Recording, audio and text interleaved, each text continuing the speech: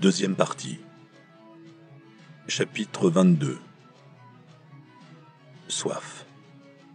Du sable dans la gorge.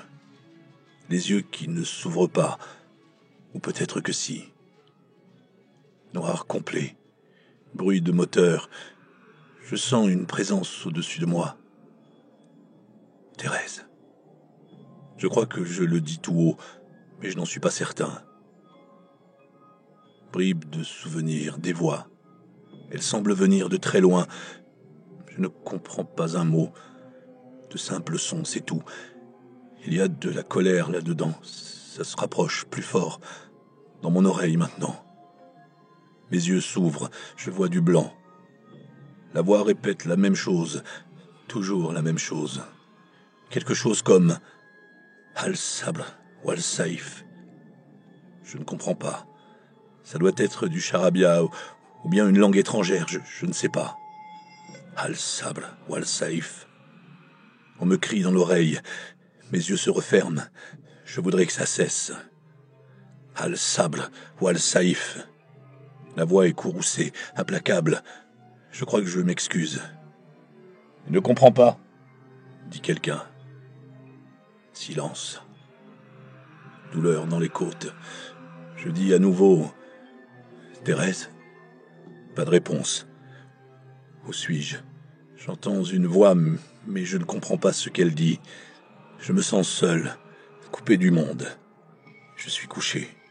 Je crois que je tremble. Laissez-moi vous expliquer la situation. Je ne peux toujours pas bouger. J'essaie d'ouvrir la bouche, mais je n'y arrive pas. Ouvrir les yeux. Tout se brouille, comme si j'avais une toile d'araignée épaisse, visqueuse tout autour de la tête. J'essaie de tirer sur la toile. Elle ne cède pas. Vous avez travaillé pour le gouvernement, n'est-ce pas ? Cette voix, est-ce à moi qu'elle s'adresse ? Je hoche la tête et m'immobilise. Vous savez donc que des endroits comme celui-ci existent ? Ils ont toujours existé. Vous avez au moins entendu les rumeurs. Je n'ai jamais cru les rumeurs. Après le 11 septembre, peut-être, mais pas avant. Il me semble que je dis non, mais si ça se trouve, c'est juste dans ma tête. Personne ne sait où vous êtes, personne ne vous retrouvera. Nous pouvons vous garder indéfiniment. Nous pouvons vous éliminer à tout instant si ça nous chante. Nous pouvons aussi vous laisser partir. Des doigts autour de mon biceps, des doigts sur mon poignet. Je me débats, peine perdue. Je sens qu'on me pince le bras. Incapable de bouger, incapable de réagir. Je me souviens, quand j'avais 6 ans, mon père m'avait emmené à la fête foraine dans Northfield Avenue. Des attractions, des manèges ringards, la maison de fous. C'est comme ça que ça s'appelait. Des miroirs, des têtes de clowns géantes et ces horribles rires préenregistrés. J'y étais allé tout seul, vu que j'étais un grand garçon. Je m'étais perdu, je ne trouvais plus la sortie. Une de ces têtes de clown avait bondi sur moi. Je m'étais mis à pleurer. Je m'étais retourné. Une autre tête de clown géante était là, juste derrière, en train de me narguer. C'est la sensation que j'éprouve maintenant. J'avais poussé un cri et je m'étais retourné. J'avais appelé mon papa.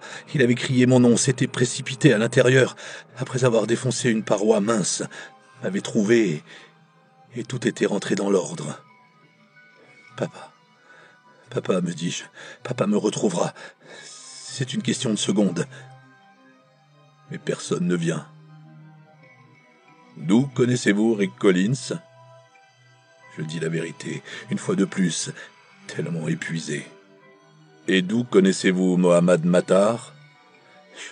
Je ne sais pas qui c'est. Vous avez tenté de le tuer à Paris, et vous avez fini par le tuer avant qu'on vous interpelle à Londres. Qui vous a envoyé pour le tuer ? Personne. Il m'avait agressé. J'explique. Soudain, il m'arrive une chose horrible, mais je ne sais pas ce que c'est. Je suis en train de marcher, j'ai les mains liées derrière le dos. Je ne vois pas grand-chose, juste de petits points lumineux. Une main sur chaque épaule, il me tire brutalement vers le bas. Couché sur le dos, jambes ligotées, une courroie m'enserre la poitrine. le corps attaché à une surface dure, incapable d'esquisser le moindre geste. Les points lumineux disparaissent soudain. Je crois que je hurle. On a dû me retourner. Je n'en suis pas sûr. Une main géante, mouillée, se plaque sur mon visage, m'attrape le nez, me recouvre la bouche. Impossible de respirer. Essaie de me débattre, bras liés, jambes liées. Impossible de bouger. On me tient la tête. Impossible même de la tourner. La main m'appuie sur le visage. Pas d'air. Panique. On est en train de m'étouffer. Essaie d'inspirer. Ma bouche s'ouvre. Inspirer. Il faut que j'inspire. Je peux pas. L'eau remplit ma gorge et me remonte dans le nez. Je m'étrangle. Poumons en feu, sur le point d'éclater. Muscles hurlent. Bouger. Je peux pas. Pas d'issue. Pas d'air. Je suis en train de mourir. J'entends pleurer et comprends que c'est moi. Une douleur subite, fulgurante. Je me cabre, les yeux me sortent des orbites. Je hurle. Oh mon Dieu, s'il vous plaît. Cette voix, c'est la mienne. Mais je ne la reconnais pas. Tellement faible. Bon sens, est-ce que je suis faible? Nous avons quelques questions pour vous. Je vous en prie, j'y ai déjà répondu. Nous en avons d'autres. Et ensuite, je pourrai partir. C'est à peu près votre seul espoir. Je suis réveillé en sursaut par une forte lumière en plein visage. Je scie. Mon cœur s'affole. Je n'arrive pas à reprendre mon souffle. Je ne sais pas où je suis. Mon esprit explore le temps. Quelle est la dernière chose dont je me souvienne? Mon revolver sous le menton de ce bâtard. Je presse la détente. Il y a autre chose là, dans un recoin de mon cerveau qui m'échappe. Un rêve peut-être. Vous connaissez ce sentiment.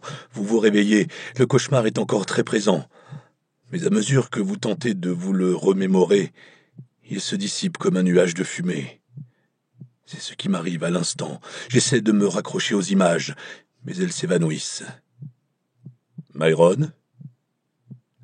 La voix est calme, modulée. J'ai peur de cette voix. Je me recroqueville. J'ai terriblement honte sans bien savoir pourquoi. Ma propre voix, docile. Oui? Vous oublierez de toute façon. Et c'est tant mieux. Personne ne vous croira. Et même si on vous croit, il est impossible de nous localiser. Vous ne savez pas où nous sommes. Vous ne savez pas à quoi nous ressemblons. Et rappelez-vous, nous pouvons recommencer. Nous pouvons vous cueillir à n'importe quel moment, et pas seulement vous. Vos proches, votre mère et votre père à Miami, votre frère en Amérique du Sud. Vous comprenez, Myron? Oui. Lâchez l'affaire. Lâchez l'affaire et tout ira bien. Ok? Je hoche la tête. Mes yeux se révulsent. Je sombre à nouveau dans le néant.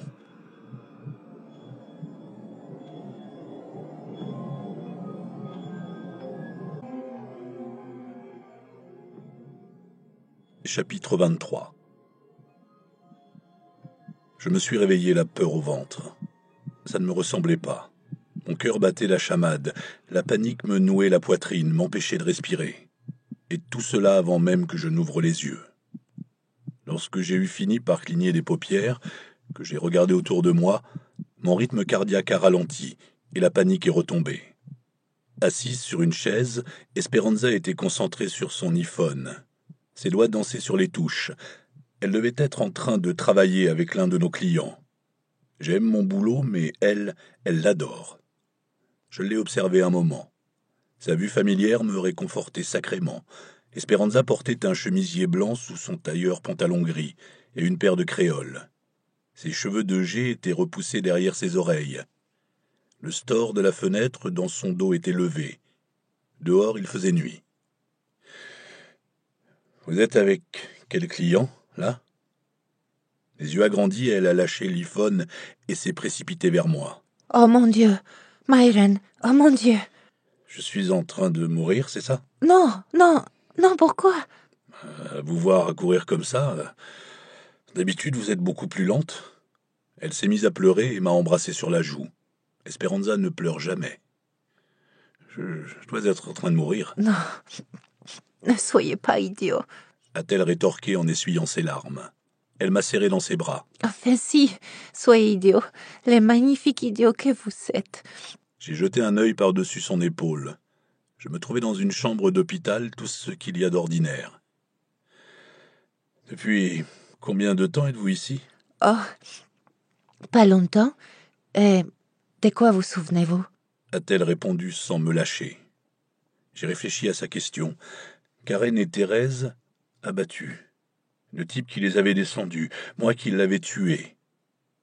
J'ai dégluti avec effort. Comment va Thérèse? Esperanza s'est redressée. Je ne sais pas. Ce n'était pas la réponse que j'attendais. Comment ça, vous ne savez pas? Ce n'est pas facile à expliquer. Quelle est la dernière chose dont vous vous souvenez?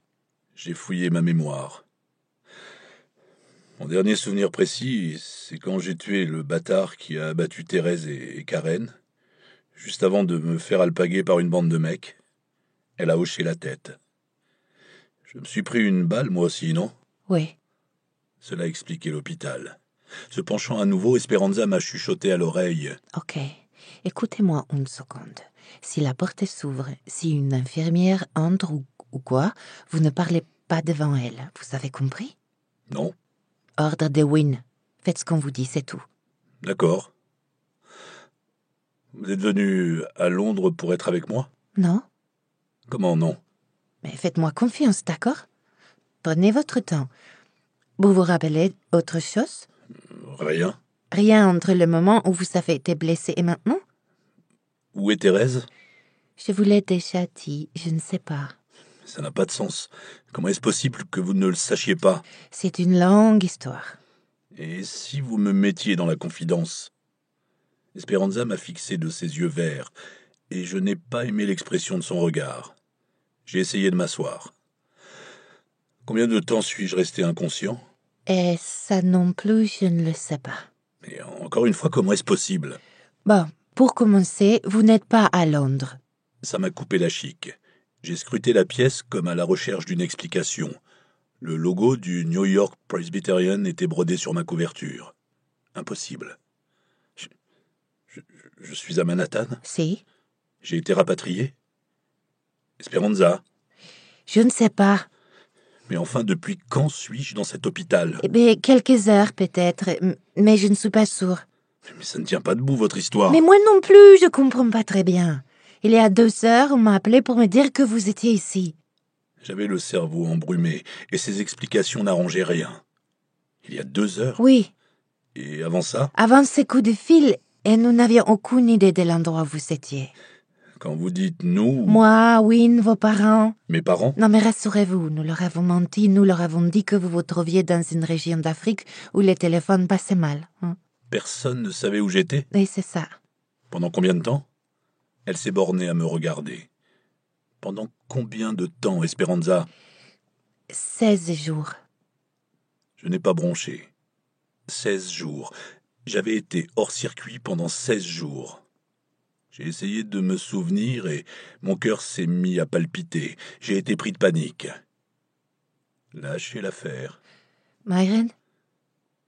Je me souviens de mon arrestation. Ok. Et vous me dites que ça remonte à 16 jours. Oui. Vous avez contacté la police britannique? Eux non plus ne savaient pas où vous étiez.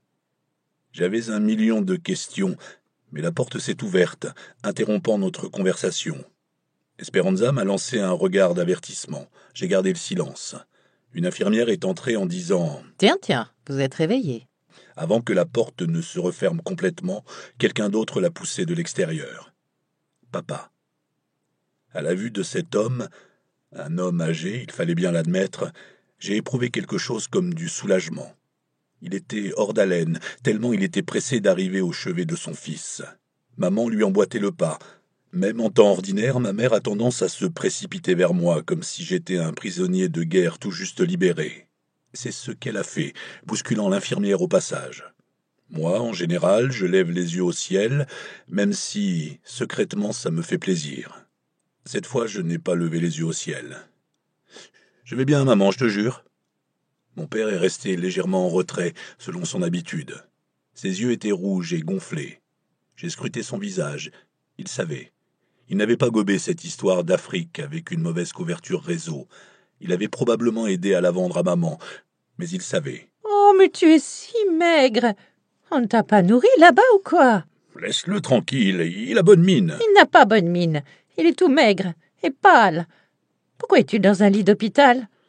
Je te l'ai dit. Tu ne m'as pas entendu, Hélène. Intoxication alimentaire. Ça va aller, c'est une sorte de dysenterie. Mais oui, mais enfin, n'importe comment. Que faisais-tu à Sierra Madre? En Sierra Leone. Enfin, je croyais que c'était Sierra Madre. Bah, c'est à cause du film. Ah oui, je me souviens. Avec Humphrey Bogart et Katharine Hepburn. Non, ça c'était dans African Queen, Oh! a dit maman, comprenant enfin sa méprise. Elle a desserré son étreinte. Papa s'est approché, a repoussé les cheveux de mon front, m'a embrassé. Sa joue râpeuse s'est frottée contre moi. L'odeur réconfortante d'Old Spice flottait dans l'air. « Ça va ?» m'a-t-il demandé. J'ai hoché la tête, il a eu l'air sceptique. Ils paraissaient si vieux tous les deux tout à coup. C'est souvent comme ça, non ? Quand on n'a pas vu un enfant depuis un bout de temps, on s'étonne de découvrir combien il a grandi. Quand on n'a pas vu une personne âgée depuis un bout de temps, on s'étonne de découvrir combien elle a vieilli. À quel moment mes parents si dynamiques avaient-ils franchi la ligne ? Maman avait la tremblote, son Parkinson s'aggravait, son esprit déjà un brin excentrique à la base voguait à la dérive. Papa se portait relativement bien, malgré quelques petits soucis cardiaques. Mais nom de Dieu, ce qu'ils avaient l'air vieux. Votre mère et votre père à Miami. Ma poitrine s'est contractée. J'avais à nouveau du mal à respirer. Papa a dit « Myron ?»« Ça va, papa. » L'infirmière s'est faufilée jusqu'à mon lit. Mes parents se sont écartés. Elle a glissé un thermomètre dans ma bouche et entrepris de prendre mon pouls. Les visites sont terminées. Il faut que vous partiez maintenant. Je ne voulais pas qu'il parte. Je ne voulais pas rester seul. J'étais terrifié et j'avais immensément honte. J'ai esquissé un sourire forcé quand l'infirmière a retiré le thermomètre et déclaré d'un ton un peu trop enjoué « Tâchez de dormir maintenant, d'accord? Je vous verrai demain matin. » J'ai croisé le regard de mon père, toujours aussi sceptique. Il a murmuré quelque chose à Esperanza. Elle a acquiescé et escorté ma mère hors de la chambre. Ma mère et Esperanza partis, l'infirmière s'est tournée vers la porte. « Monsieur, il faut vous en aller. » « Je voudrais être seul une minute avec mon fils. » Elle a hésité, puis... « Vous avez 2 minutes. » Et elle est sortie. « Qu'est-ce qui t'est arrivé, Myron ?» ?»« Je ne sais pas. » Il a hoché la tête et, tirant la chaise près du lit, m'a pris la main. « Tu n'as pas cru que j'étais en Afrique, hein ?»« Non. » »« Et maman ? » ?»« Je lui disais que tu avais appelé en son absence. » »« Et elle a marché ?» Papa a haussé les épaules. « Je ne lui avais jamais menti jusqu'ici, alors oui, elle a marché. Ta mère n'a pas sa tête d'autrefois. » Je n'ai rien dit. L'infirmière est revenue. « Il est temps de partir. »« Non. » »« Ne m'obligez pas, s'il vous plaît, à appeler la sécurité. » J'ai senti la panique enfler dans ma poitrine. « Ça ira, papa. Je vais bien. Rentre te reposer. » Il m'a contemplé un moment avant de s'adresser à l'infirmière. « Comment vous appelez-vous, mon petit ?»« Regina. »« Regina comment ?»« Regina Monte. »« Mon nom est Al, Regina. Al Bolitar. Vous avez des enfants ?»« Oui, 2 filles. » »« Lui, c'est mon fils, Regina. Appelez la sécurité si vous voulez, mais je n'abandonnerai pas mon fils. » J'ai failli protester, mais je me suis retenu. L'infirmière est partie. Elle n'a pas alerté la sécurité. Mon père a passé la nuit sur la chaise à côté de mon lit. Il a rempli mon verre d'eau et rajusté ma couverture. Quand j'ai crié dans mon sommeil, il m'a réconforté, m'a caressé le front, m'a assuré que tout irait bien.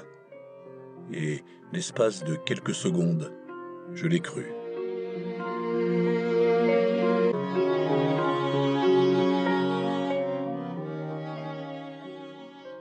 Chapitre 24. Wynne a téléphoné le lendemain matin à la première heure. « Va au bureau », m'a-t-il ordonné. « Ne pose pas de questions. » Et il a raccroché. Ce qui peut m'énerver quelquefois. Mon père a foncé à la boulangerie d'en face, vu que ce qu'on vous servait au petit déjeuner à l'hôpital ressemblait un peu à ce que les singes vous balancent à travers les barreaux de leur cage au zoo. Le médecin est passé en son absence et m'a donné mon bulletin de santé. Oui, j'avais bel et bien été blessé par balle. Elle avait traversé mon côté droit, juste au-dessus de la hanche, mais j'avais reçu tous les soins nécessaires. Est-ce que ça justifierait un séjour de 16 jours à l'hôpital ? Ai-je demandé. Il m'a regardé d'un drôle d'air. Voilà un kidam débarqué d'on ne sait où, inconscient, victime d'une fusillade, et qui débloque par-dessus le marché. Je suis sûr qu'il s'interrogeait sur l'opportunité de m'envoyer chez un psy. C'est une pure hypothèse, me suis-je empressé d'ajouter, me rappelant les recommandations de Wynne. Sur ce, j'ai cessé de poser des questions et me suis mis à hocher la tête avec application. Papa est resté avec moi pendant que je m'acquittais des formalités de sortie. Esperanza avait laissé mon costume dans le placard. Je l'ai enfilé et me suis tout de suite senti en pleine forme. Je voulais faire venir un taxi, mais papa a insisté pour me conduire. Il avait été un excellent conducteur dans le temps. À l'aise sur la route, sifflotant doucement l'air de la radio, tournant le volant avec ses poignets. Désormais, la radio demeurait éteinte. Il scrutait la chaussée et appuyait plus souvent sur le frein. Arrivé devant l'immeuble Lockhorn dans Park Avenue, le nom complet de Wynne, rappelez-vous, est Windsor Horn Lockwood 3, papa m'a demandé « Je te dépose, c'est bon ?» Mon père m'impressionne par moments. Certes, la paternité est une affaire d'équilibre, mais comment fait-on pour réussir un tel parcours sans faute ? Toute ma vie, il m'avait poussé à me dépasser sans jamais me mettre la pression. Il se réjouissait de mes succès sans y accorder une importance exagérée. Il aimait sans condition, et pourtant, aujourd'hui encore, j'avais besoin de son approbation. Il savait, comme maintenant, quand il fallait être là et quand il fallait se retirer. « Ça va aller, papa. » Il a hoché la tête. J'ai embrassé sa joue râpeuse, il avait la peau flasque à présent, et je suis descendu de voiture. L'ascenseur arrive directement dans mon agence. Big Cindy trônait à l'accueil, dans une tenue qu'elle semblait avoir arrachée à Bette Davis juste après le tournage de la scène culminante sur la plage dans « Qu'est-il arrivé à Baby Jane ?» Il y avait des couettes dans ses cheveux. Big Cindy est imposante, comme je l'ai déjà dit, 1m95 pour 150 kilos et des poussières. Elle a de grandes mains, de grands pieds et une grosse tête. Le mobilier autour d'elle ressemble à une dinette de poupée. C'est quasiment l'effet Alice au pays des merveilles, lorsque la pièce et tout ce qu'elle contient rétrécissent en sa présence. Elle s'est levée à ma vue, manquant passer par-dessus son bureau. « Oh, Monsieur Bolitard !»« Salut, Big Cindy. » Elle devient folle quand je l'appelle Cindy ou Big. Elle est très à cheval sur le protocole. Je suis Monsieur Bolitard, elle est Big Cindy, ce qui, par parenthèse, est son véritable nom. Elle a fait modifier son état civil il y a plus de 10 ans. Big Cindy a traversé la pièce avec une agilité que sa corpulence n'aurait pas laissé imaginer. Quand elle m'a serré dans ses bras, j'ai eu l'impression d'être momifié dans du mastic mouillé, ce qui n'était pas désagréable. « Oh, Monsieur Bolitard !» Elle a reniflé, bruit qui m'a fait penser à la parade nuptiale des élans sur la chaîne Discovery. « Je vais bien, Big Cindy, je vais bien. »« Mais vous avez été blessé ?» Sa voix changeait selon son humeur. À ses débuts dans l'agence, Big Cindy préférait le grognement à la parole. Les clients se plaignaient, mais jamais devant elle et le plus souvent anonymement. En cet instant même, son timbre de voix était haut perché, une voix de gamine bien plus effrayante que n'importe quel grognement. L'autre est encore plus amoché que moi. Elle m'a lâché, s'est mise à glousser, se couvrant la bouche d'une main large comme un pneu de camion. L'écho de son rire s'est réverbéré à travers la pièce et, partout dans les états voisins, les petits-enfants se sont cramponnés à la main de leur maman. Esperanza est apparue dans l'encadrement de la porte. Dans le temps, Esperanza et Big Cindy avaient été partenaires de catch au sein de la FFL, les fabuleuses filles de la lutte. Au départ, la fédération avait pensé à Fabuleuse odalisque, mais la chaîne de télévision avait renâclé devant l'acronyme ainsi formé. Esperanza, avec sa peau mate et sa silhouette qualifiée de pulpeuse par les commentateurs haletants, jouait petite Pocahontas, une beauté agile qui gagnait grâce à son talent avant que ses adversaires ne prennent le dessus en trichant. Big Cindy, sa partenaire sous le nom de Big Mama, venait à sa rescousse, et ensemble, acclamées par la foule, elles triomphaient des méchantes cours vêtues et bardées d'implants. Du grand spectacle. On a du pain sur la planche. Nos locaux n'étaient pas immenses. Le hall d'entrée, plus 2 bureaux, le mien et celui d'Esperanza. Elle avait débuté ici comme secrétaire, assistante ou quel que soit le terme politiquement correct pour employer le bureau. Elle avait étudié le droit en cours du soir et était devenue associée à part entière à l'époque même où j'avais fait ma déprime et suivi Thérèse dans son île. Qu'avez-vous raconté aux clients ?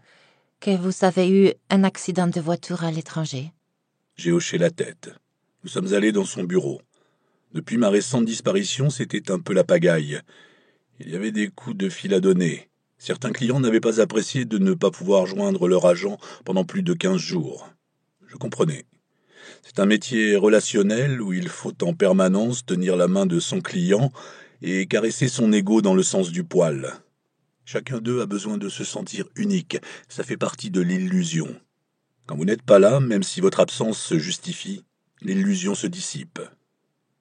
J'aurais voulu demander des nouvelles de Thérèse, de Wynne et 1000 autres choses encore, mais, me souvenant du coup de fil de ce matin, je me suis jeté à corps perdu dans le travail. J'avoue que ça a été thérapeutique. Je me sentais inexplicablement nerveux et angoissé.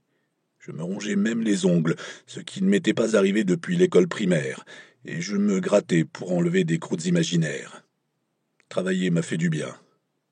Pendant la pause, j'ai cherché sur Internet les entrées correspondant à Thérèse Collins, Rick Collins et Karen Tower. J'ai d'abord tapé les 3 noms ensemble. Rien. J'ai alors essayé Thérèse toute seule. Le peu de choses qu'il y avait remontait au temps de CNN. Quelqu'un entretenait encore un site web consacré à Thérèse, la nymphe de l'info, avec images à l'appui, essentiellement des portraits et des bribes de vidéos extraites des journaux télévisés. Mais il n'avait pas été mis à jour depuis 3 ans. J'ai ensuite exploré les actualités sur Google pour voir s'il y avait quelque chose sur Rick et Karen. Je m'attendais à un entrefilet, une nécro peut-être. Or, il y avait pléthore de titres, tirés pour la plupart de la presse britannique. Ça m'a fait un choc, mais quelque part, ce n'était pas vraiment une surprise.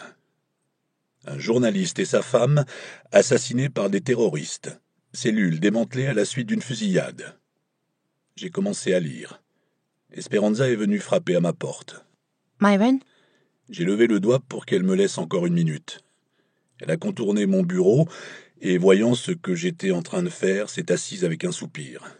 « Vous étiez au courant ?» Bien sûr. D'après les articles de presse, des forces spéciales chargées de lutter contre le terrorisme international avaient débusqué et éliminé le célèbre terroriste Mohamed Matar, alias Docteur Lamort. Né en Égypte, Mohamed Matar avait étudié dans les meilleures écoles d'Europe, y compris en Espagne, d'où le prénom musulman et le patronyme qui signifie « tuer » en espagnol. Il était réellement médecin, formé aux États-Unis. Les forces spéciales avaient liquidé au moins 3 autres membres de sa cellule, 1 à Paris et 2 à Londres. Il y avait une photo de Matar, la photo d'identité que Berléand m'avait envoyée. J'ai contemplé l'homme que j'avais, dans le jargon médiatique, éliminé. Les articles précisaient que le journaliste et réalisateur Rick Collins avait tenté d'infiltrer la cellule, mais sa couverture avait été percée à jour. Matar et ses hommes de main avaient assassiné Collins à Paris. Échappant aux coups de filet de la police française, bien qu'il y eût laissé un de ses hommes, Matar s'était rendu à Londres pour effacer les traces de son infâme complot terroriste, en tuant l'associé de longue date de Rick Collins, le réalisateur Mario Contuzzi, ainsi que la femme de Collins, Karen Tower. C'est là, dans la maison de Collins et Tower, que Mohamed Matar et 2 de ses acolytes avaient rencontré la mort. J'ai regardé Esperanza. Des terroristes? Elle a hoché la tête. Voilà pourquoi ils ont flippé à Interpol quand on leur a montré la photo. Sûrement. Alors, où est Thérèse? Personne ne le sait. Je me suis enfoncé dans mon siège. Ils disent que ce sont les agents du gouvernement qui ont liquidé les terroristes. Ouais, Sauf que ce n'est pas eux. exact. C'est vous. Ewin. Et tout à fait. Mais nos noms n'apparaissent nulle part. J'ai songé aux 16 jours, à Thérèse, au test sanguin, à la fille blonde. C'est quoi cette histoire de fou? Je ne connais pas les détails. Et je m'en fiche un peu. Ah oui, pourquoi? Esperanza a secoué la tête. C'est que vous pouvez être bouché parfois. Vous avez été blessé. Wynne était là, elle a tout vu. Et ensuite, pendant plus de 2 semaines, nous sommes restés sans nouvelles. Nous ne savions même pas si vous étiez mort ou vivant. Je n'ai pas pu m'empêcher de sourire. Arrêtez de sourire comme un imbécile. Vous vous êtes inquiété pour moi? Je me suis inquiétée pour l'agence. Vous m'aimez bien? Vous êtes un emmerdeur. Je ne comprends toujours pas. Le sourire s'est évanoui. Comment se fait-il que je ne me souvienne pas où j'étais? Lâchez l'affaire. Mes mains ont commencé à trembler. Je les ai regardées, j'ai essayé de me maîtriser. En vain. Esperanza les a regardées, elle aussi. Myron, c'est à vous de me le dire. De quoi vous souvenez-vous? Ma jambe s'est mise à tressauter. Une boule s'est formée dans ma poitrine. J'ai senti monter la panique. Ça va? Je veux bien un peu d'eau. Esperanza est sortie à la hâte avant de revenir avec une tasse. J'ai bu lentement, de peur de m'étouffer. J'ai examiné mes mains. Ce tremblement.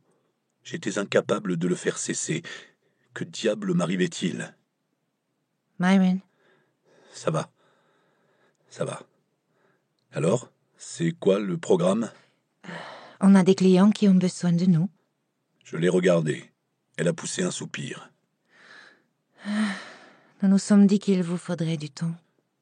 Pour Récupérer? De quoi? Je vais bien?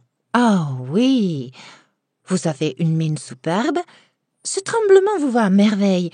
Et sans parler de votre nouveau tic facial. Mood so sexy. Je n'ai pas besoin de récupérer, Esperanza. Oh que si. Thérèse a disparu. Ou elle est morte. Vous cherchez à me choquer? Elle a haussé les épaules. Même si elle est morte, je dois retrouver sa fille. Mais pas dans votre état. Si, Esperanza, dans mon état. Quoi? Qu'y a-t-il? J'ai doute que vous soyez prêt. Ce n'est pas à vous d'en juger. Elle a marqué une pause. Peut-être pas. Et donc? Et donc, j'ai quelques infos sur les toubibs que Colin s'est allé voir au sujet de la maladie d'Huntington et sur cette association des anges. Je vous écoute. Ça peut attendre. Si vous y tenez vraiment, si vous vous sentez vraiment prêt, il faut que vous appeliez ces numéros avec ces téléphones. Elle m'a tendu un téléphone mobile et a quitté la pièce en fermant la porte derrière elle. J'ai contemplé le numéro. Il m'était inconnu, mais je ne m'attendais pas à autre chose. J'ai pianoté sur les touches.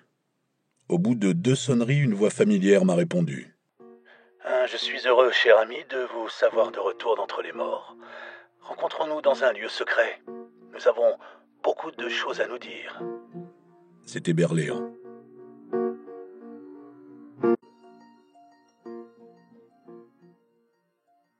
Chapitre 25.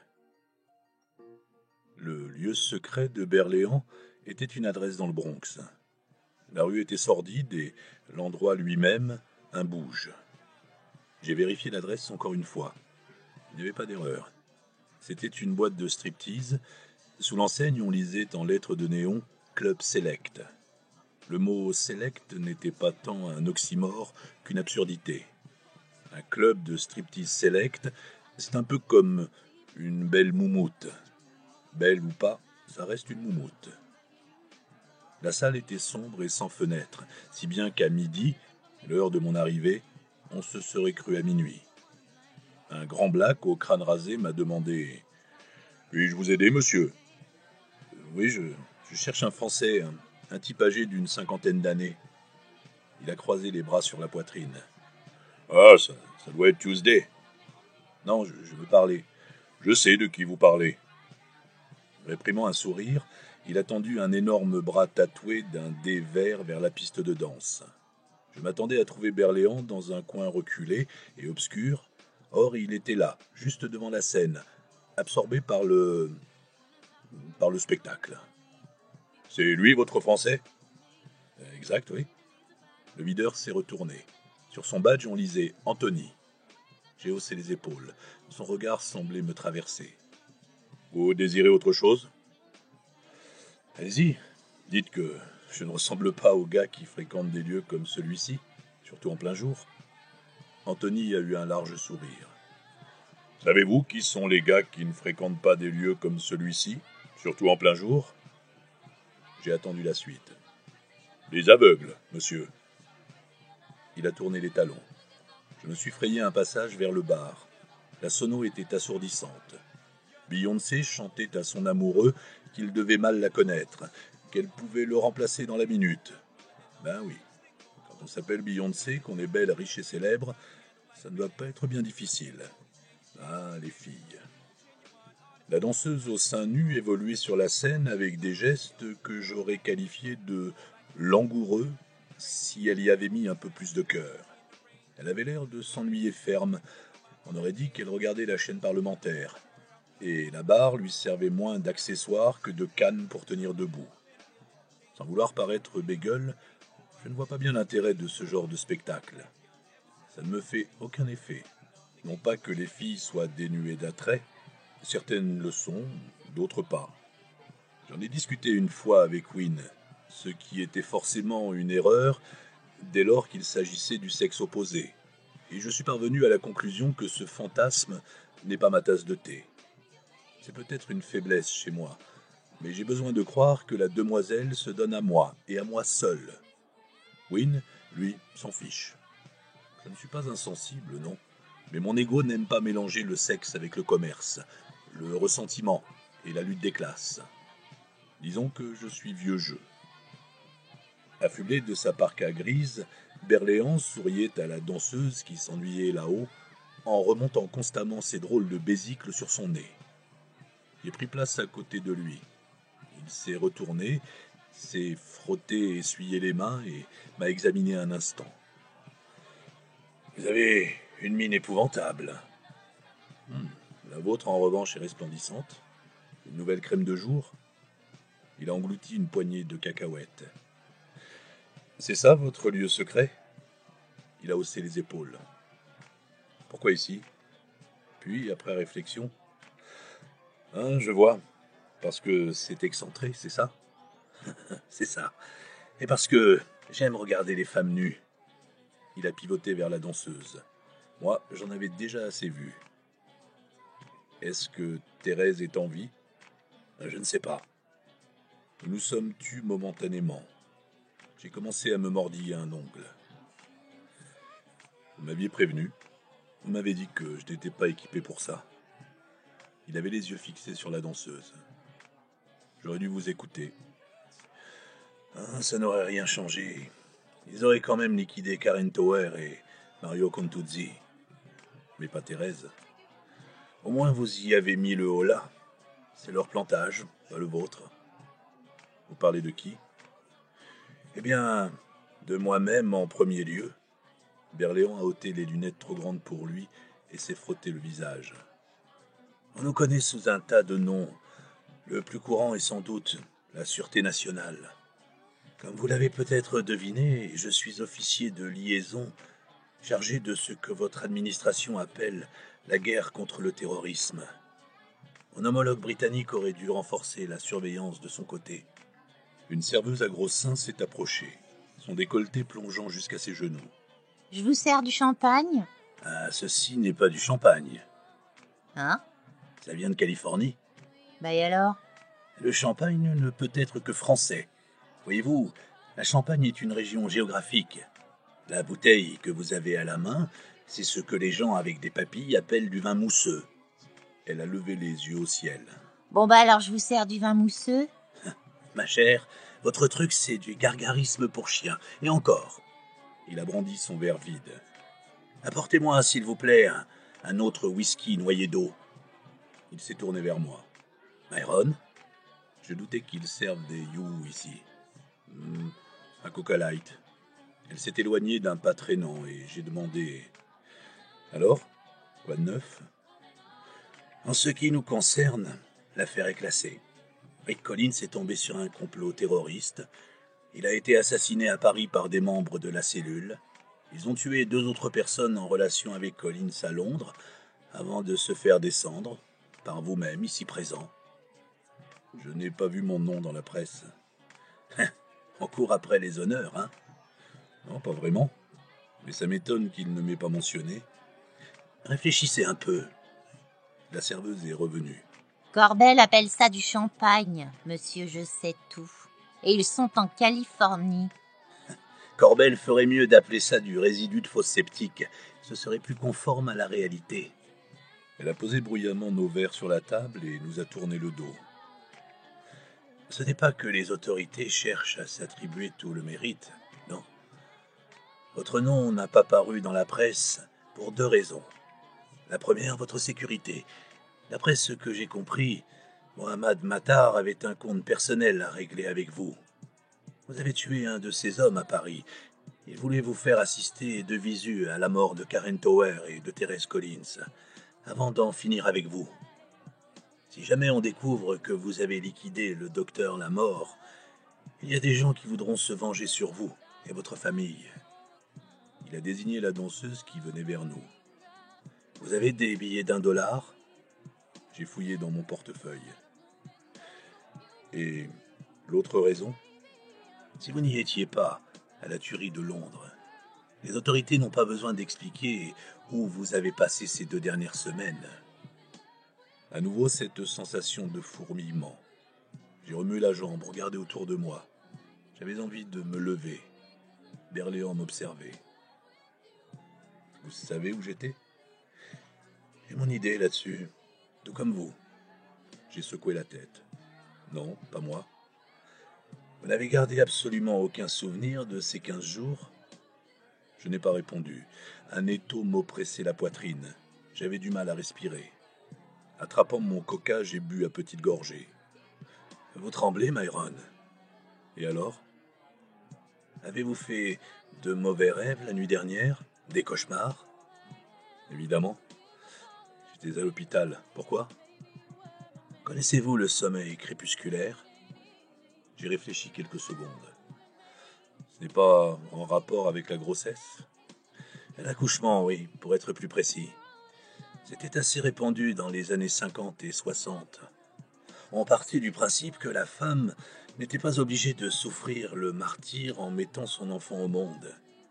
On lui administrait donc un mélange de morphine et de scopolamine. Certaines, ça les assommait carrément. Dans d'autres cas, c'était le but recherché. La morphine soulageait la douleur et la combinaison des deux faisait que la parturiente ne se souvenait de rien. L'amnésie médicamenteuse ou le sommeil crépusculaire. Cette pratique a été abandonnée parce que les enfants naissaient souvent dans un état d'hébétude et parce que c'était l'époque du féminisme. Il fallait vivre l'expérience pleinement, tout ça. Personnellement, j'ai du mal à comprendre. Mais bon, je ne suis pas une femme. Et pourquoi me dites-vous ça? Ça, c'était dans les années 50, 60, il y a plus d'un demi-siècle. Aujourd'hui, on a d'autres substances et on a eu beaucoup de temps pour les expérimenter.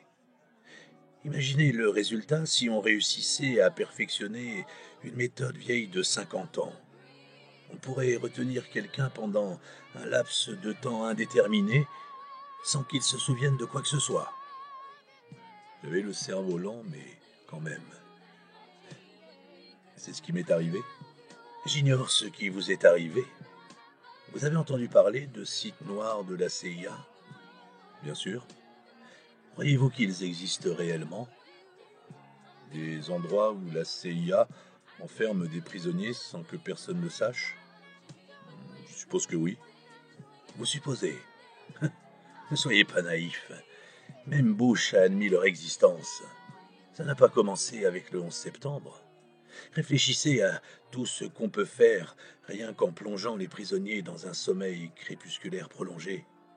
Les femmes en oubliaient les douleurs de l'accouchement, les pires douleurs qui soient.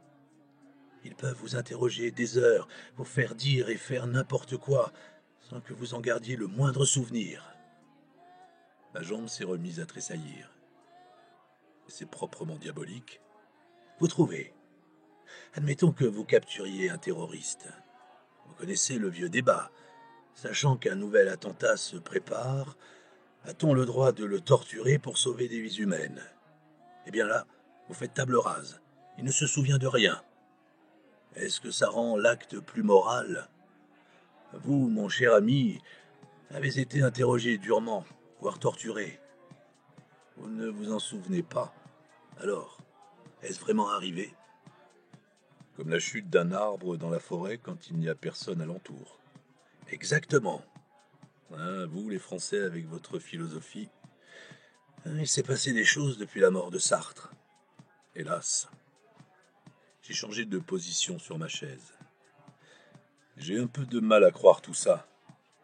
Moi aussi, à dire vrai. Mais pensez-y. Pensez à ces gens qui disparaissent et qu'on ne revoit plus. Pensez à ces personnes actives, en bonne santé, qui virent soudain suicidaires ou clochards ou malades mentaux. Pensez à ceux qui, ayant mené une vie parfaitement banale, affirment subitement avoir été enlevés par des extraterrestres ou développent un syndrome de stress post-traumatique. Lâchez l'affaire. Respirer redevenait pénible. Un spasme m'a secoué la poitrine. Ça ne peut pas être aussi simple. Ça ne l'est pas. Encore une fois, songez à ceux qui deviennent psychotiques du jour au lendemain, aux individus rationnels qui invoquent soudain une extase religieuse ou des hallucinations extraterrestres. Et toujours cette question d'éthique. Le traumatisme est-il moins grave au nom du bien public, s'il est oublié instantanément? Les hommes qui gèrent ces prisons fantômes ne sont pas des sadiques. Ils ont l'impression de moraliser la chose. J'ai porté la main à mon visage. Mes joues étaient baignées de larmes, sans que je sache pourquoi. Mettez-vous à leur place. L'homme que vous avez abattu à Paris était un complice de Mohamed Matar. Les autorités pensaient qu'il était sur le point de retourner sa veste et de nous fournir des renseignements. Il y a beaucoup de luttes intestines au sein de ces réseaux. Que faisiez-vous là-dedans? Vous avez tué Matar? D'accord, c'était de la légitime défense. Mais peut-être qu'on vous avait envoyé pour le tuer. Vous suivez? Il n'était pas déraisonnable de croire que vous déteniez des informations susceptibles d'empêcher des attentats. Du coup, ils m'ont torturé. Berléon a remonté les lunettes sur son nez. Si c'était vrai, il y a des gens qui s'en souviendraient, non? Et qui parleraient. Pour dire quoi? Ça vous revient? Ok, et après? Vous ignorez où vous étiez, vous ignorez à qui vous avez eu affaire. Et vous êtes terrifié, car en votre fort intérieur, vous savez qu'il pourrait remettre la main sur vous, votre mère et votre père. Alors vous vous taisez, car il n'y a pas d'autre solution. Et peut-être, seulement peut-être, ce qu'ils font permet de sauver des vies. Vous ne vous êtes jamais demandé comment on fait pour déjouer autant de complots terroristes? En torturant les gens et en le leur faisant oublier? Berléon a eu un haussement d'épaule théâtral. Et si c'est tellement efficace, pourquoi ne l'a-t-on pas utilisé sur Khaled Sheikh Mohammed ou d'autres membres d'Al-Qaïda? Qui dit que ça n'a pas été fait? À l'heure qu'il est, et malgré les polémiques, l'administration américaine n'a reconnu que 3 cas de waterboarding, la technique de simulation de la noyade, tous antérieurs à 2003. Vous y croyez, vous? En ce qui concerne Khaled, le monde entier avait les yeux rivés sur lui. C'est la leçon que votre gouvernement a tirée de Guantanamo. On ne fait pas ces choses-là au vu et au su de tout le monde. J'ai bu une autre gorgée de Coca Light. Nous n'étions pas seuls dans la salle. Il y avait des complets vestons et des types en jeans et t-shirts. Des blancs, des noirs, des latinos. Mais pas d'aveugles. Anthony le videur avait dit vrai. Et maintenant? Normalement, la cellule a été liquidée et le complot avec. Mais vous n'en êtes pas convaincu? Non. Pourquoi? Parce que Rick Collins pensait avoir découvert quelque chose d'énorme, qui aurait des répercussions à long terme et à grande échelle. La coalition pour laquelle je travaille n'a pas apprécié que je vous montre la photo de Matar. C'est logique. Et c'est pour ça qu'on m'a prié d'aller prendre l'air. Je suis désolé. Oh, ne vous en faites pas pour ça. Ils sont à la recherche d'une nouvelle cellule, d'un nouveau complot. Moi, je veux poursuivre mon enquête. J'ai des amis qui sont prêts à m'aider. Quels amis? Vous les avez rencontrés? J'ai réfléchi brièvement. Le Mossad? Il a hoché la tête. Collins aussi avait fait appel à eux. C'est pour ça qu'ils me suivaient. Au début, ils vous ont soupçonné d'être l'auteur de l'assassinat. Je leur ai certifié que ce n'était pas possible. À l'évidence, Collins savait quelque chose, mais il ne voulait pas dire quoi. À force de ménager la chèvre et le chou, on ne voyait plus très bien à la fin dans quel camp il se situait. D'après le Mossad, il a rompu tout contact avec eux une semaine avant sa mort. Pourquoi, à votre avis? Aucune idée. Baissant les yeux sur son verre, Berléand a remué le breuvage avec son doigt. Et pourquoi êtes-vous ici? J'ai pris l'avion en apprenant qu'on vous avait retrouvé. Pourquoi? Il a avalé une lampée de whisky. Allez, assez de questions pour aujourd'hui. De quoi parlez-vous? Il s'est levé. Où allez-vous? Je vous ai exposé les faits. Ok, j'ai compris. Nous avons du boulot en perspective. Nous? Votre participation s'arrête là? Vous rigolez ou quoi? Déjà, il faut que je retrouve Thérèse. Il a esquissé un sourire. Puis-je vous parler franchement? Non, je préfère que vous continuiez à tourner autour du pot. Non, je dis ça parce que je ne suis pas très doué pour annoncer les mauvaises nouvelles. Vous êtes pas mal débrouillé jusqu'ici. Oui, mais là c'est différent. Berléand avait les yeux fixés sur la scène, mais à mon avis, il ne regardait pas la danseuse. Chez vous, en Amérique, on appelle ça le principe de réalité. Alors voilà. Soit Thérèse est morte, auquel cas vous ne pouvez rien pour elle, soit, comme vous, elle est retenue dans un site noir, et là vous êtes impuissant. Mais pas du tout. Si, mon ami, si. Avant même que je ne l'ai contacté, Wynne a su convaincre tout le monde de ne pas faire de vagues autour de votre disparition. Pourquoi? Parce qu'il savait que si quelqu'un, vos parents ou autres, faisait un esclandre, vous risqueriez de ne pas revenir. Ils auraient simulé un accident de voiture ou un suicide. Dans le cas de Thérèse Collins, c'est encore plus simple. Ils pourraient la tuer, l'enterrer et dire qu'elle est repartie se cacher en Angola. Ou il pourrait maquiller sa mort en suicide sous prétexte qu'elle souffrait d'avoir trop perdu sa fille. Il n'y a rien que vous puissiez faire pour elle. Je me suis laissé aller en arrière. Prenez plutôt soin de vous. Vous voulez que je reste en dehors de tout ceci? Oui, même si je continue à penser que ce n'était pas votre faute. Rappelez-vous, je vous avais mis en garde une première fois, et vous n'avez pas voulu m'écouter. Ce qui n'était pas faux. Une dernière question. Il m'a regardé. Pourquoi m'avoir raconté tout ça? Les sites noirs? Oui. Parce que, contrairement à l'effet qu'on attribue aux médicaments, je ne crois pas qu'on oublie complètement. Vous avez besoin d'aide, Myron. S'il vous plaît, occupez-vous de vous.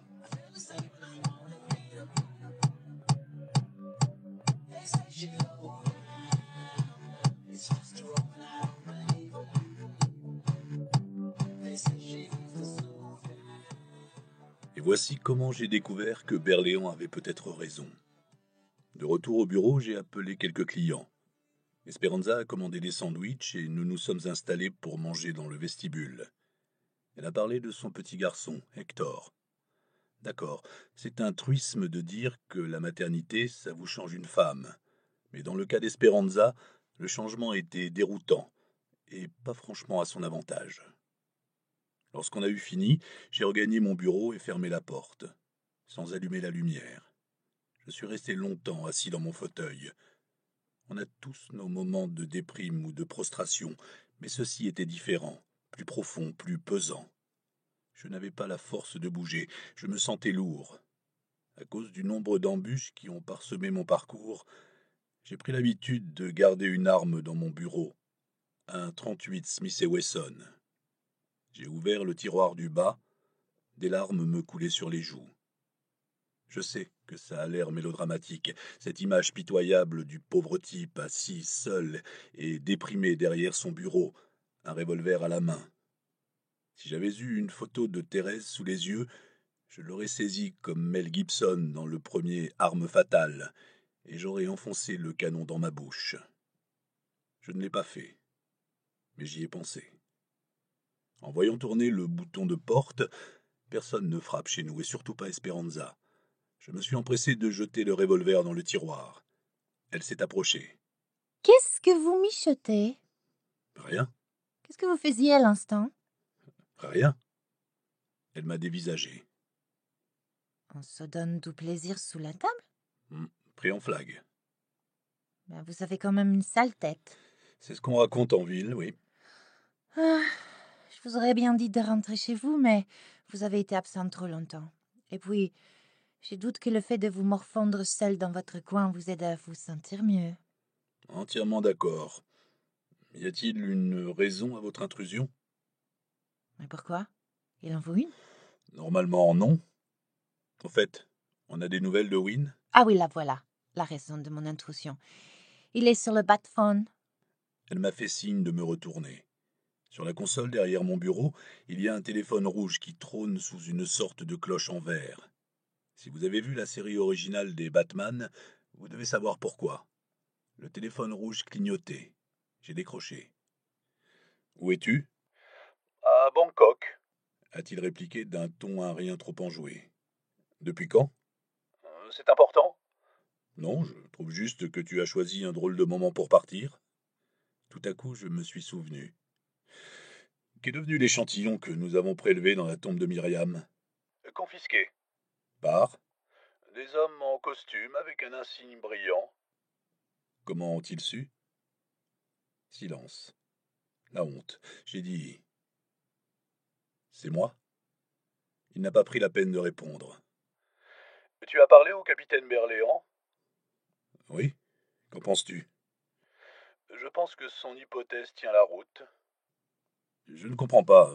Pourquoi es-tu à Bangkok? Et où devrais-je être? Ici, à la maison, je ne sais pas. Ce n'est pas une très bonne idée par les temps qui courent. Sa réponse m'a laissé songeur. La ligne est sécurisée? 100%. Et ton bureau a été ratissé ce matin. Alors, que s'est-il passé à Londres? Tu m'as vu descendre Zigépus? Oui. Eh bien, tu connais la suite. Les agents ont débarqué. Comme je n'avais aucun moyen de te sortir de là, j'ai préféré m'éclipser. J'ai tout de suite quitté le pays. Parce que, comme je viens de le dire, je crois que la version de Berléand tient la route. Il aurait donc été inopportun pour nous deux que je me fasse embarquer aussi, vois-tu? Ouais. Et c'est quoi ton plan? Faire profil bas pendant quelque temps, jusqu'à ce que l'air redevienne respirable. Le meilleur moyen de se sentir en sécurité, c'est de régler cette affaire une bonne fois pour toutes. Tu l'as dit, Bouffi. J'aime quand Wynne se lâche. À cette fin, je suis en train de tâter le terrain. J'espère tomber sur quelqu'un qui pourra m'éclairer sur le sort de Madame Collins. Pour dire les choses crûment, oui, je sais que tu as des sentiments pour elle. Si Thérèse a été tuée, notre mission s'arrête là. On n'a plus de raison de persévérer. Sauf si on veut retrouver sa fille. Si Thérèse est morte, à quoi cela nous servirait-il? Bonne question. J'avais voulu aider Thérèse. J'avais voulu... Nom de Zeus. C'était toujours aussi délirant quand on y pensait. J'avais voulu les réunir, elle et sa défunte fille. Mais à quoi bon, en effet, si Thérèse n'était plus? Baissant les yeux, je me suis aperçu que j'étais encore en train de me ronger un ongle. On fait quoi, maintenant?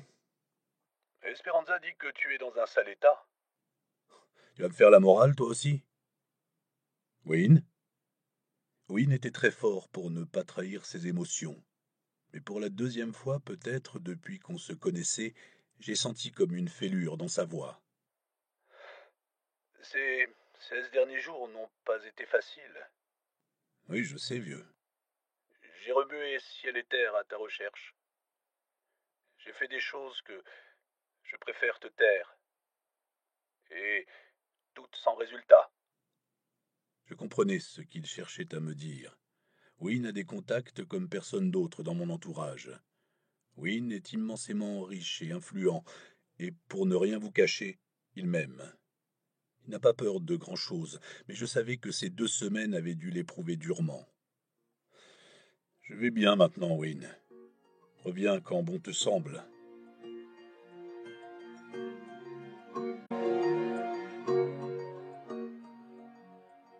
Chapitre 26.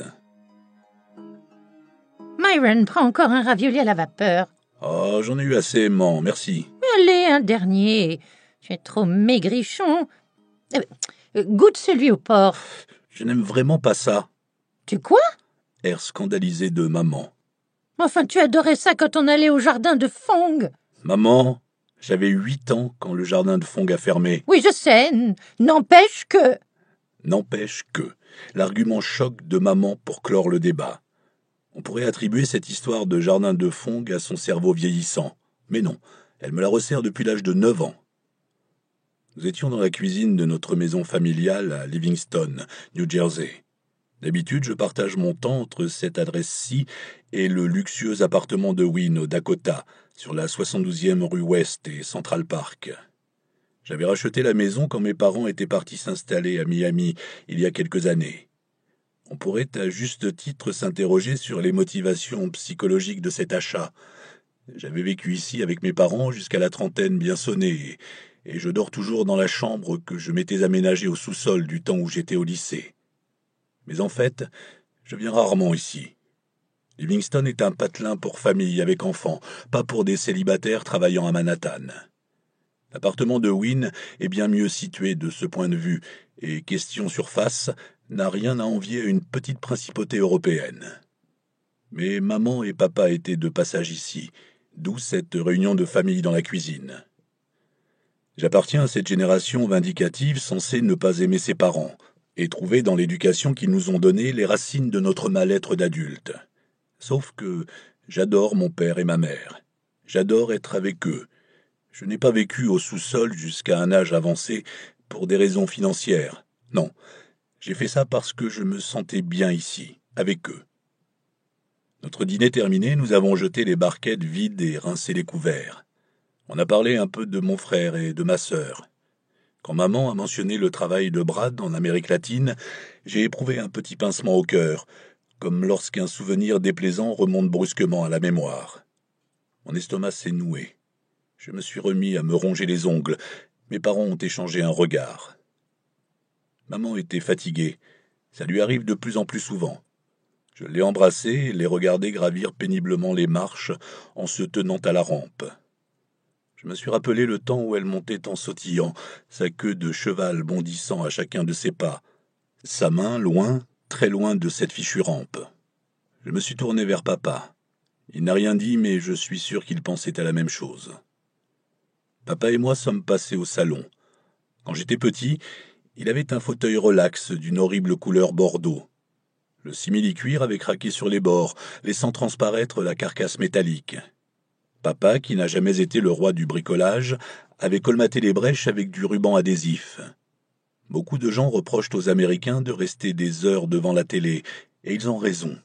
Mais quelques-uns de mes meilleurs souvenirs sont liés à cette pièce, aux soirées passées, lui allongé dans son relax, et moi lové sur le canapé. Quelqu'un se rappelle ces classiques du prime du samedi soir sur CBS? MASH, Mary Tyler Moore, Bob Newhart et le Carol Burnett Show?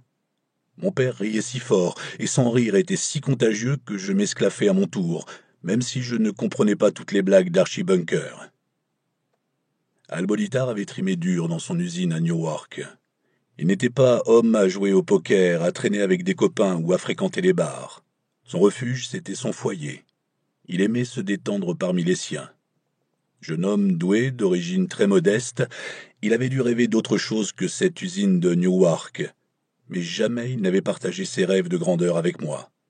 J'étais son fils, et on n'encombre pas ses enfants avec ces choses-là, surtout pas. Ce soir-là, il s'est endormi devant une rediffusion de Seinfeld. J'ai contemplé sa poitrine qui se soulevait, sa barbe naissante. Au bout d'un moment, je me suis levé sans bruit, je suis descendu dans mon sous-sol, j'ai grimpé dans le lit et fixé le plafond. Ma poitrine s'est à nouveau contractée. J'ai senti la panique me gagner, mes yeux refusaient de se fermer. Quand enfin j'ai entamé mon voyage nocturne, il a été entrecoupé de cauchemars. Leur contenu a fui ma mémoire, mais la peur est restée. Je me suis assis dans le noir, couvert de sueur, terrifié comme un enfant. À 3 heures du matin, une image fulgurante m'a traversé l'esprit. J'étais sous l'eau, dans l'impossibilité de respirer. Dans la seconde, une autre réminiscence a surgi, auditive celle-là. Al-Sabr ou Al-Saïf. Mon cœur cognait comme s'il voulait s'échapper. À 3h30, je suis monté sur la pointe des pieds dans la cuisine. J'avais beau ne pas faire de bruit, j'aurais dû m'en douter. Mon père avait le sommeil extrêmement léger. Lorsque, gamin, je me faufilais dans le couloir en pleine nuit pour aller aux toilettes, il s'éveillait en sursaut comme si on lui avait glissé un glaçon dans le cou. Aujourd'hui encore, alors que j'étais un homme, et un homme qui pensait être plus courageux que la moyenne, ça n'a pas raté. « Myron ?» Je me suis retourné en l'entendant descendre l'escalier. « Je ne voulais pas te réveiller, papa. »« Oh, j'étais réveillé de toute façon. » Il portait un boxeur qui avait connu des jours meilleurs et un t-shirt gris élimé avec le logo de Duke, 2 fois trop grand pour lui. « Ça te dirait des œufs brouillés ?»« Pourquoi pas ?» Il s'est affairé dans la cuisine. Nous avons parlé de la pluie et du beau temps. Il s'est forcé de masquer son inquiétude et je ne m'en suis senti que plus aimé. D'autres souvenirs ressurgissaient. Mes yeux débordaient et je sciais pour chasser les larmes. Je ne savais plus trop où j'en étais. Mes nuits promettaient d'être pénibles. Mais une chose était sûre. Je ne pouvais plus rester les bras croisés. Le matin, j'ai appelé Esperanza. Avant ma disparition, je vous avais demandé de recueillir des infos pour moi. Bonjour, au fait. Oui, pardon, bonjour. Ce n'est rien. Vous disiez? Vous deviez vous renseigner sur le suicide de Sam Collins, sur cette histoire d'Opale et sur l'association caritative Sauver les Anges. Exact. J'aimerais que vous me communiquiez ce que vous avez appris. Je m'attendais à des protestations, mais était-ce le ton de ma voix? Je ne sais pas. En tout cas, Esperanza a répondu. Ok. Rendez-vous dans 1 heure. Je vous montrerai ce que j'ai trouvé.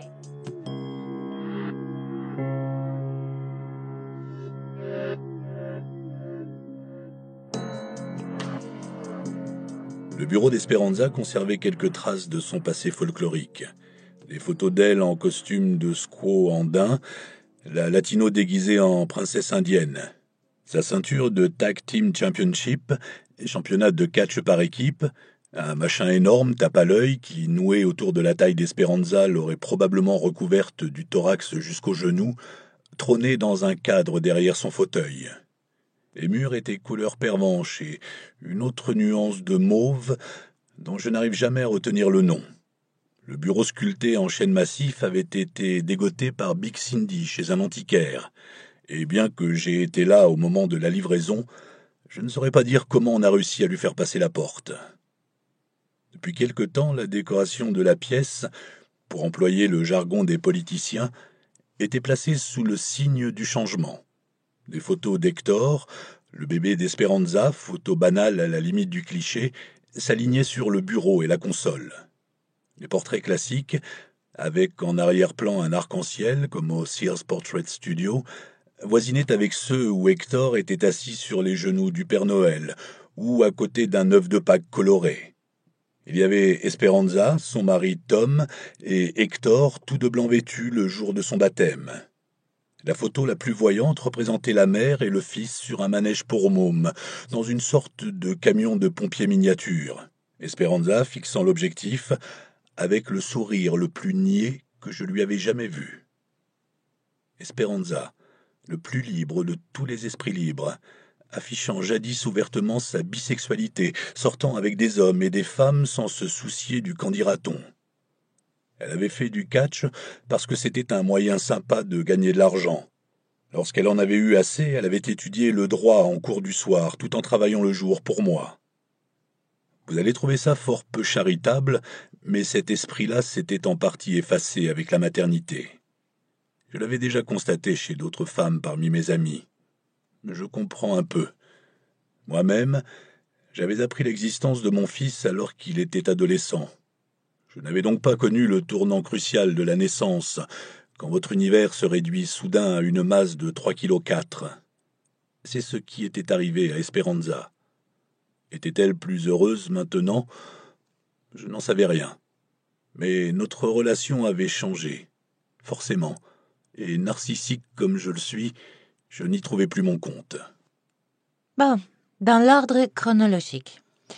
Il y a 4 mois environ, on diagnostique chez Sam Collins, le père de Rick, la maladie d'Huntington. Quelques semaines plus tard, il se suicide. C'est un suicide, sûr et certain? D'après le rapport de police. Rien de suspect. D'accord, continuez. Après son suicide, Rick Collins rend visite au docteur Freda Schneider, une généticienne qui avait suivi son père. Il l'appelle plusieurs fois à son cabinet. Bon, j'ai pris la liberté de téléphoner à ce docteur Schneider. Elle est très occupée, mais elle nous accorde un quart d'heure durant sa pause déjeuner, aujourd'hui, à 12h30 pile. Comment avez-vous fait pour négocier ça? MB-Reps verse un don important au centre médical Terence Cardinal Cook. Normal. Bon, prélevé sur votre prime. Parfait. Quoi d'autre? Rick Collins a appelé le centre Cryo Hope à côté du New York Presbyterian. Ils sont spécialisés dans le sang ombilical, le stockage d'embryons et les cellules souches. Comme il y a 5 médecins, chacun dans une branche différente, il est impossible de savoir qui il a contacté. Il a aussi essayé de joindre Sauver les Anges plusieurs fois. Dans l'ordre, donc. D'abord, il parle au docteur Schneider, 4 fois en l'espace de 2 semaines. Ensuite, il parle à quelqu'un chez Cryo Hope.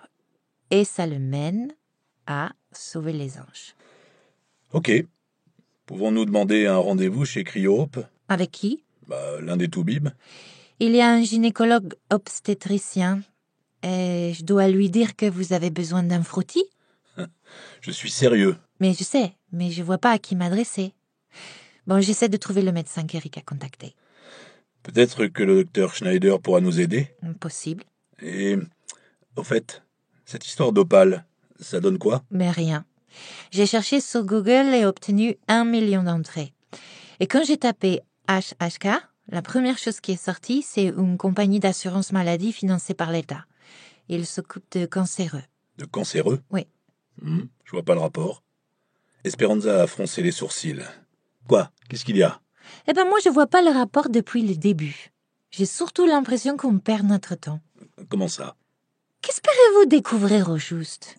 Un vieil homme a été soigné pour la maladie d'Huntington. Qu'est-ce que ça a à voir avec des terroristes qui commettent des assassinats à Paris et à Londres? Je n'en ai pas la moindre idée. Et vous n'avez aucune piste? Aucune. Eh ben alors sans doute, n'y a-t-il pas de lien? Sans doute. Et on n'a rien de mieux à faire? Voici comment on va procéder. On fouille jusqu'à ce qu'on trouve un indice.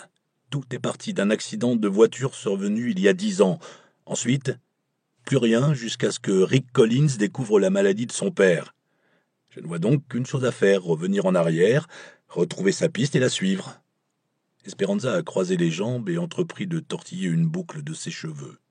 Elle a les cheveux très foncés, d'un noir de jais, et toujours un peu froissés, comme si elle sortait de chez le coiffeur.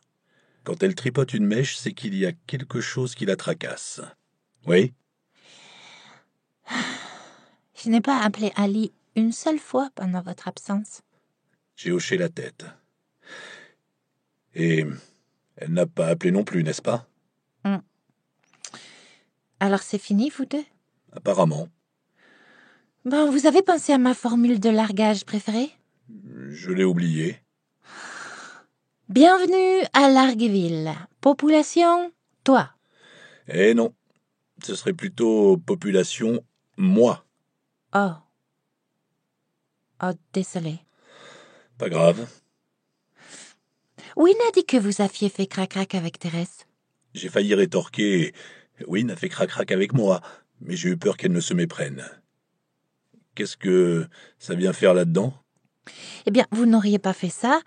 Bon, surtout si vous étiez en train de rompre avec une autre, à moins d'avoir des sentiments pour Thérèse. Des sentiments forts. Je me suis calé dans mon siège. Oui, et alors? Alors on fonce, si ça peut aider. Mais en même temps, il faut pas se voiler la face. C'est-à-dire? Thérèse est peut-être morte. Bon, je vous ai déjà vu quand vous perdez un proche. Vous le prenez plutôt mal. Pourquoi? Il y en a qui le prennent bien? Ben, soit.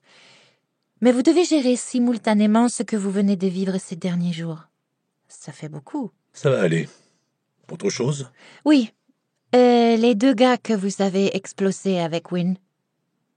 Le coach Bobby et son adjoint Pat. Les flics de Castleton sont passés plusieurs fois. Vous êtes censé les contacter à votre retour. Et vous saviez que le type amoché par Win était dans la police? Win me l'a dit. Il est en train de récupérer après son opération du genou. L'autre, celui qui a tout déclenché, possédait une petite chaîne d'appareils électroménagers. Il a été débarqué par les grosses légumes et travaille maintenant comme chef de rayon chez Best Buy à Paramus. Je me suis levé. Ok, Ok quoi? il nous reste du temps avant le rendez-vous avec le docteur Schneider. Allons faire un tour chez Best Buy?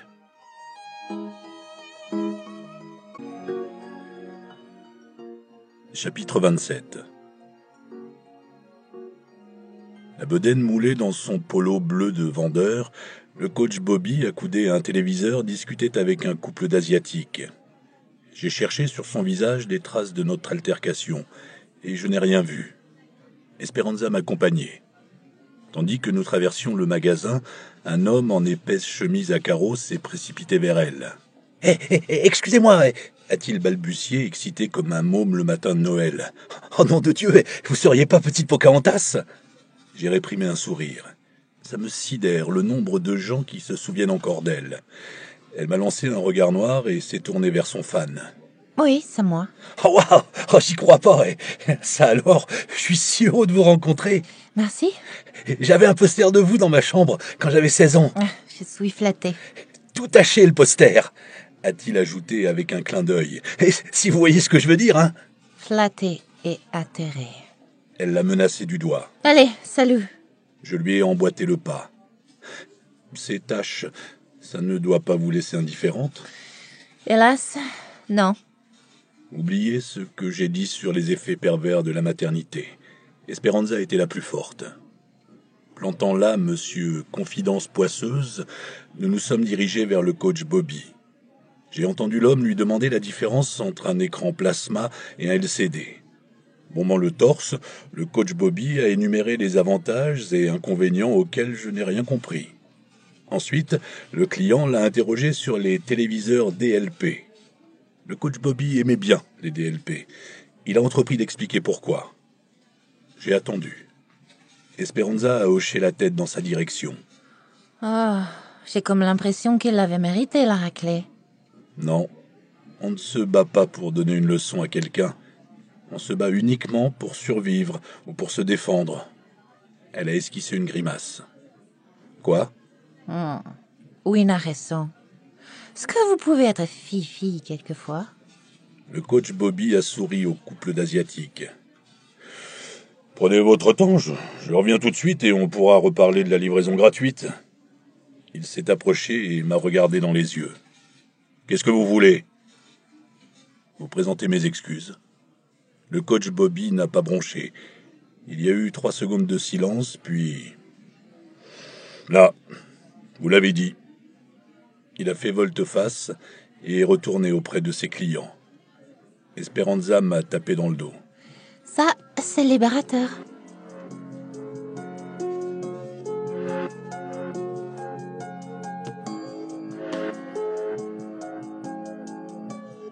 Le docteur Freda Schneider était petit et trapu, avec un grand sourire confiant.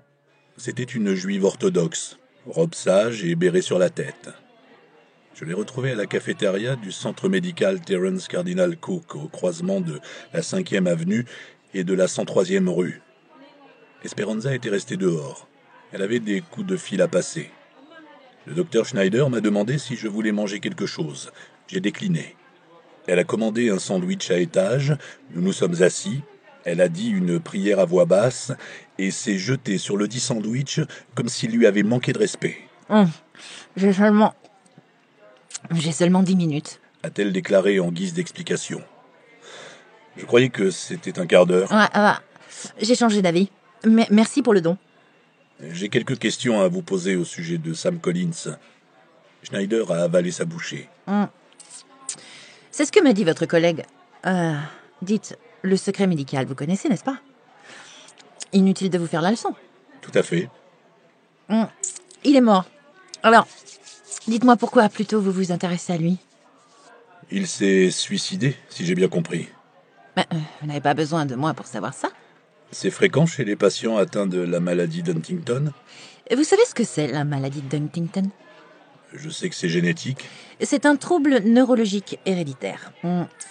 Il ne tue pas instantanément, mais son évolution entraîne des tas de complications à l'issue fatale, comme la pneumonie, l'infarctus et d'autres choses plus désagréables encore.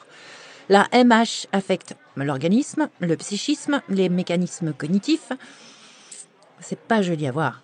Donc, oui, les suicides ne sont pas rares. D'après certaines études, un patient sur 4 fait une tentative, avec 7% de réussite. De terme réussite quand il s'agit de suicide. Et ça a été le cas de Sam Collins? Il était déjà dépressif quand on lui a diagnostiqué la maladie. Difficile de dire lequel des deux états a précédé l'autre. D'habitude, la MH débute par des troubles physiologiques, mais souvent les premiers symptômes sont psychiques ou cognitifs. Peut-être que sa dépression était un signe avant-coureur. Enfin, peu importe. C'est la maladie qui l'a tué. Le suicide fait partie des complications à l'issue fatale. C'est une maladie héréditaire, n'est-ce pas? Oui. Et si l'un des deux parents est atteint, l'enfant a une chance sur 2 de l'avoir. Pour simplifier les choses, je dirais que oui. Je me suis penché en avant. Avez-vous testé les enfants de Sam Collins? C'est une chose qui ne vous regarde pas. Je parle plus précisément de Rick Collins, qui est mort lui aussi, assassiné. Oui, par un terroriste, d'après les médias. Oui. Vous croyez que la maladie de son père a un lien quelconque avec son assassinat?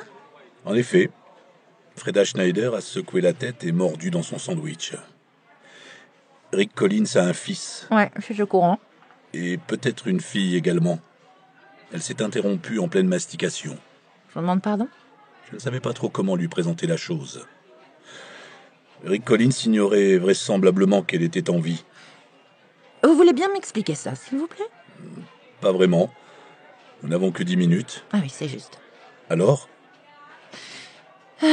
Rick Collins a été testé, oui. Et? Les analyses de sang montrent le nombre de répétitions CAG dans chacun des allèles HTT.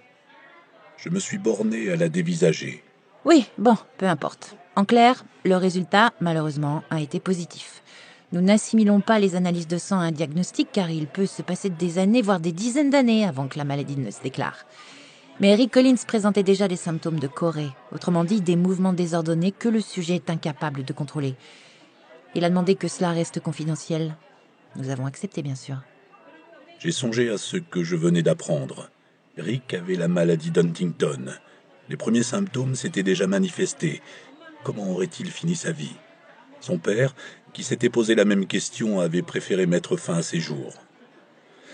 Et le fils de Rick, a-t-il été testé? Oui, Rick Collins a tenu à le faire, ce qui n'est pas très conventionnel, je l'avoue. Il y a toute une polémique autour de ces tests, surtout dans le cas d'un enfant. Imaginez que vous découvriez qu'un jeune garçon va contracter un jour cette maladie. N'est-ce pas un fardeau terrible à porter? Ou faut-il savoir au contraire pour profiter pleinement de l'existence? Si on est soi-même positif, doit-on faire des enfants qui auront une chance sur 2 d'avoir la même maladie? Mais même en sachant cela, la vie ne vaut-elle pas la peine d'être vécue malgré tout? D'un point de vue éthique, c'est un véritable casse-tête. Néanmoins, Rick a voulu faire tester son fils. Oui, il était journaliste surtout et avant tout. Il ne croyait pas aux vertus de l'ignorance. Le fils, Dieu merci, se révélait négatif. Il a dû être soulagé. Ouais. Connaissez-vous le centre Cryo Hope? Elle a réfléchi un instant. Ils font de la recherche et du stockage, je crois. Principalement des cellules souches. Après vous avoir consulté, Rick Collins est allé chez eux. Pourquoi? Vous avez une idée? Non. Et l'association caritative Sauver les Anges, ça ne vous dit rien? Schneider a secoué la tête. Il n'y a pas de traitement contre la maladie d'Huntington, n'est-ce pas? C'est exact. Et par le biais de la recherche sur les cellules souches? Attendez, monsieur Blitard. Revenons en arrière, voulez-vous? Vous avez dit que Rick Collins avait peut-être une fille? Oui. Cela vous ennuie de m'en dire un peu plus? Il ne vous a pas expliqué qu'il avait perdu une fille il y a 10 ans dans un accident de voiture? Non. Mais pourquoi aurait-il fait ça? Quand on a découvert le corps de Rick à Paris, il y avait du sang sur la scène de crime. Les analyses ADN ont montré que c'était celui de sa fille. Mais vous venez de dire à l'instant que sa fille était morte dans un accident. Alors là, je comprends pas. Moi non plus. Parlez-moi de la recherche sur les cellules souches. Elle a haussé les épaules. On n'en est encore qu'au stade des hypothèses. En théorie, on pourrait remplacer les neurones endommagés du cerveau en transplantant des cellules souches du cordon ombilical. On a eu des signes encourageants chez les animaux, mais il n'y a pas eu d'essai clinique chez les êtres humains. N'empêche, quand on est désespéré et à 2 doigts de la mort, une femme est entrée dans la cafétéria et a appelé le docteur Schneider. Elle a fait un signe de la main, enfourné la dernière bouchée de son sandwich et s'est levée. Quand on est désespéré et à 2 doigts de la mort, tout est possible, oui. Depuis le remède miracle jusqu'au suicide. Eh bien voilà, vos 10 minutes sont écoulées, monsieur Bolitard. Revenez nous voir un jour, je vous ferai visiter le centre. Vous serez surpris par l'enthousiasme et le travail accompli. Merci pour le don et bonne chance dans ce que vous essayez d'entreprendre.